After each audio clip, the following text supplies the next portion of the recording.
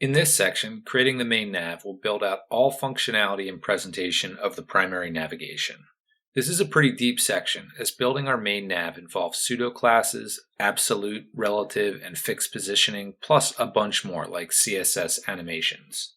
In this video, starting the nav, we'll begin by creating the cleanest HTML possible, and then we'll plug in the basic CSS to get it started.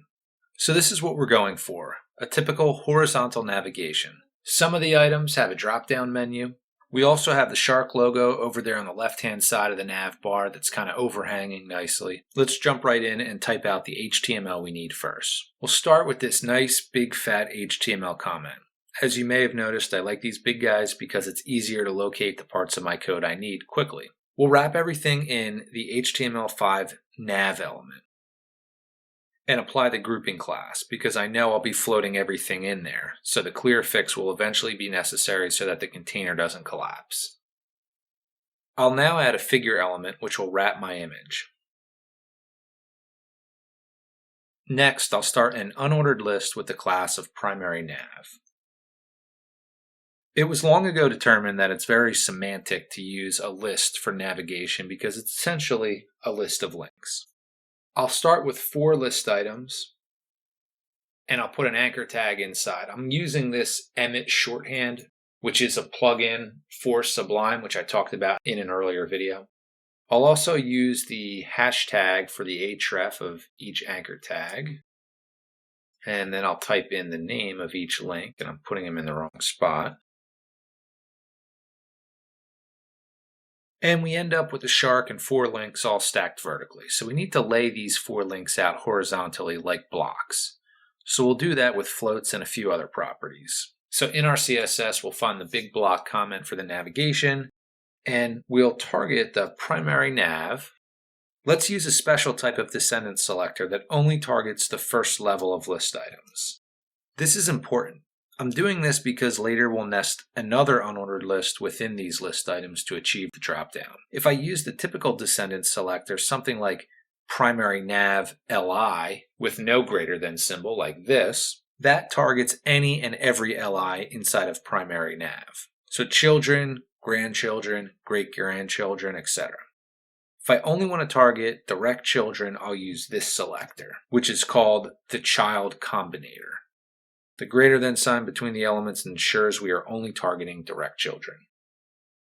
Alright, so let's just float those list items left. That's a start, lots more to do. Let's use the same type of child combinator to target only direct children anchors of direct children LIs of primary nav. So it's kind of the same thing we did before, except we're adding one more level, and we're doing it for the same exact reason. So we're going to add padding of 25 pixels to the top, 0 to the left and right. We'll make it a width. Each one will be 150 pixels wide. And we'll give each one a border left of 1 pixel solid in this gray color. It's now starting to loosely resemble our nav. And here's going to be the kicker for code. And I'll drop in this whole rule set. This is a more familiar descendant selector for some of the styles that will apply to the main navigation items as well as the drop-down navigation items, nav lia. This is a nice dry approach, so we don't have to repeat this code later for the drop-down menu. So basically we're setting the font family to Arial. We have this text color, and we're using text transform uppercase, and this is going to make sure that I can type in lowercase for the navigation items in the HTML. But it's going to transform each one of those letters to uppercase. This way, if I decide later, regular case is better than all uppercase, then I can change it in one place instead of updating all the HTML. We have a font size, we're aligning the text center, and then we're also adding a transition like we learned in the last section that's going to transition the background color over 0.15 seconds. So we'll save that, and now we'll look at it. And there we go. We have starting to resemble something, but we have some problems. The one problem we have is our anchor tags are inline elements. So what's happening is they're not actually behaving like block level elements. So one of the things we can do is we can actually float them to the left as well. So we'll say float left. And there you go. Now that's looking a lot better. Let's target the focus and hover states. So underneath that last rule set, we'll add another.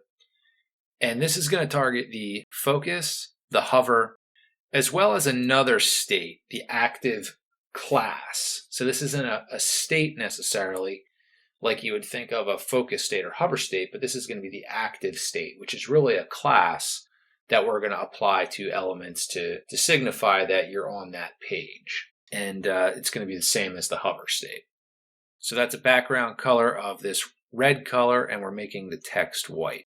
So now when we refresh it, we get the hover and focus state, which is good. The only thing we have to do is figure out the position of this nav bar and push the whole thing to the right, because right now it's sitting underneath our image. So let's float the entire nav bar to the right. So we'll go back up to right above our first selector, and we'll type in primary nav, float right. Now this works out fairly well. We'll just have the entire nav sitting on top of the shark. We could fix this by floating the shark to the left, but a few nice features can be achieved instead by using absolute positioning, which is what we'll get to in the third video in this section. To wrap up, we built the HTML and most of the CSS for the first layer of the nav.